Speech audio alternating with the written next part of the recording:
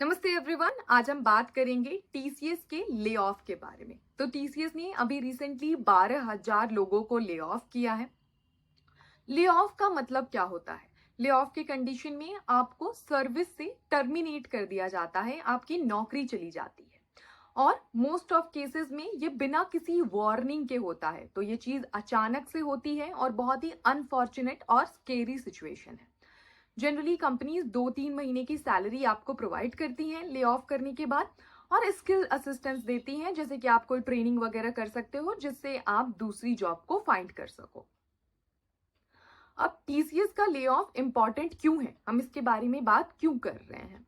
तो पहली चीज कि 12,000 लोगों को ले ऑफ करना ये हमारी आज तक की हिस्ट्री का सबसे बड़ा आईटी ले ऑफ है। आईटी हमारी इकोनॉमी का 30% के लगभग कंट्रीब्यूट करता है, जो कि बहुत ही सिग्निफिकेंट फिगर है। और दूसरा, टीसीएस जो है वो है टाटा कंसल्टेंसी सर्विसेज। टाटा बहुत ही रिप्यूटेड और पुरानी कंपनी है, इनकी कोई भी हिस्ट्री नहीं है ले ऑफ करने की। तो कोविड के वक्त में जब सारी कंपनीज ले ऑफ कर रही थी, यहाँ तक कि गवर्नमेंट ने भी अपनी सैलरीज रोकी हुई थी, टीसीएस ने एक भी इंसान को नहीं निकाला था। तो आज के सिचुएशन में जब वो ऐसी चीज कर रहे हैं तो ये बहुत ही अटेंशन देने की रीजन हो जाती है। अब आप में से काफी सारे लोग ये वीडियो देखने के बाद कहेंगे कि गवर्नमेंट जॉब बहुत ही ज्यादा सिक्योर है और प्राइवेट नौकरी तो करनी ही नहीं चाहिए। तो अगर आपको ना पता हो तो गवर्नमेंट जॉब के अंदर में सक्सेस रेट होता है 0.5%, 1%, यानी कि 200 लोगों में से 100 लोगों में से केवल एक इंसान को नौकरी मिलती है। और अभी जो स्कैम चल रहे हैं, जैसे आपने एसएससी के बारे में पढ़ा होगा, टीचर के एग्जाम के कोई कैलेंडर नहीं आते हैं, जो मिसमैनेजमेंट है वो एकदम ही अलग लेवल पे पहुंच चुका है। तो वो भी कोई सेफ सिचुएशन नहीं है आपके लिए, वो एक अलग चीज है, हम उसके बारे में कभी और डिटेल में बात करेंगे। अब हम बात करते हैं कि क्यों हो रहे हैं ले ऑफ्स। तो उसका दो कारण है। पहला है इकोनॉमी। हमारी देश की इकोनॉमी बहुत ही स्लो डाउन के अंदर में चल रही है। हम पढ़ते हैं कि हमारा जीडीपी जो ग्रोथ रेट है वो है 6%, 7%, और हम काफी हाई ग्रोइंग इकोनॉमी के अंदर में है।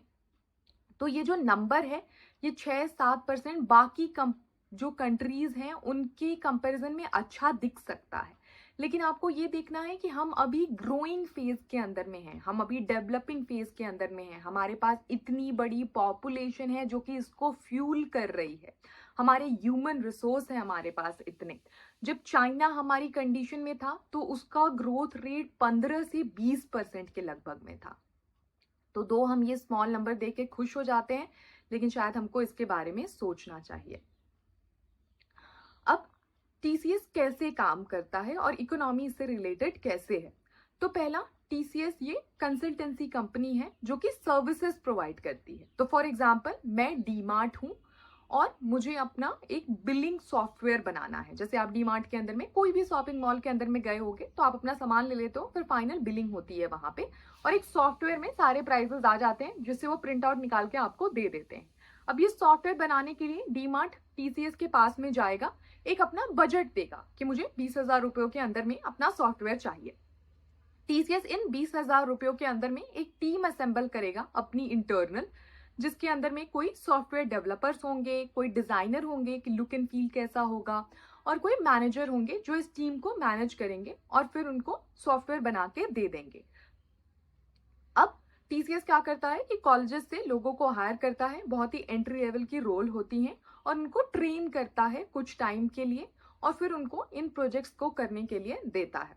अब इकोनॉमी स्लो डाउन है, इतने प्रोजेक्ट्स आ ही नहीं रहे हैं, तो कंपनी के पास इतने सारे लोगों को बैठाने का कारण नहीं है, क्योंकि at the end of the day TCS एक गवर्नमेंट नौकरी नहीं है, ये सरकार कल्याण के लिए नहीं बनी है, ये खुद के पैसों कमाने के लिए बनी है। और ये बहुत अच्छी चीज है कि ये हमारे लोगों को एम्प्लॉय करती है, हमारे लोगों को एक रोजगार देती है, काफी सारी फैमिलीज चलती हैं उनकी वजह से। तो इस सिचुएशन में जब इकोनॉमी स्लो डाउन है तो उनको प्रॉफिट दिखाने के लिए अपनी कॉस्ट कटिंग करनी पड़ती है, जो सैलरीज वो देते थे उनको बचाना पड़ता है। हाँ, यहाँ पे एक इंपॉर्टेंट चीज है जो मैं मेंशन करना चाहूंगी कि एक तरीका था जिससे ये चीज रोकी जा सकती थी। जो टीसीएस के सीईओ हैं वो अपनी 12,000 करोड़ की सैलरी से थोड़ा कट डाउन ले सकते थे और लोगों को बचा सकते थे, पर उन्होंने ऐसा नहीं किया क्योंकि पर्सनल मोटिव सबके बहुत ज़्यादा इंपॉर्टेंट होते हैं। हम सब अपने हित के बारे में हमेशा सबसे ऊपर रखते हैं। और दूसरा जो रीज़न है वो है टेक्निकल जो एडवांसमेंट आ रहा है, जो चेंजेस आ रही हैं। तो अभी जेनरेटिव एआई बहुत ज़्यादा, जेन एआई बहुत ज़्यादा टेक ओवर कर रहा है, जबकि इंडिया में उतनी ज़्यादा डेवलपमेंट नहीं हो रही है टेक को लेके। हम अभी भी बैक एंड रोल के अंदर में, जो फॉरेन के अंदर में काम होता है उसका बैक सपोर्ट के रूप में, सर्विसेज प्रोवाइड के अंदर में, ऐप डेवलपमेंट के अंदर में ही फंसे हुए हैं। जेन एआई के अंदर में इतना ज़्यादा काम नहीं कर रहे हैं।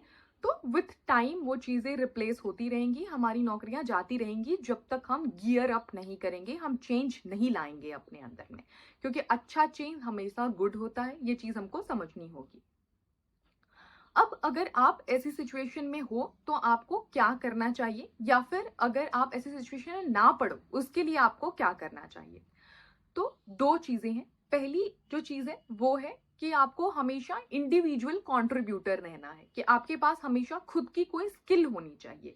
तो या तो आप डेवलपमेंट कर सकते हो, या तो आप मार्केटिंग के अंदर में बहुत अच्छे हो, या तो आप डिजाइनिंग कर सकते हो। कभी भी आप केवल मैनेजेरियल रोल में रहने के बारे में मत सोचो कि मैं मैनेजर बन जाऊंगा और मैं बस काम डेलीगेट करूंगा दूसरे लोगों को।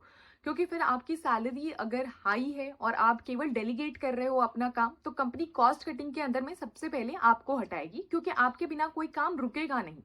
मैनेज करने के लिए बहुत सारे सॉफ्टवेयर आ गए हैं, बहुत सारी लो कॉस्ट पे लोगों को हायर किया जा सकता है। अगर आपके पास कोई स्किल है तभी आप टिके रह सकते हो इस इकोनॉमी के अंदर में। और दूसरी चीज है कि आपको कंपनी के प्रति कंप्लीटली डिवोटेड या पागल नहीं होना है, क्योंकि company at the end of the day केवल अपनी प्रॉफिट के बारे में सोचेगी।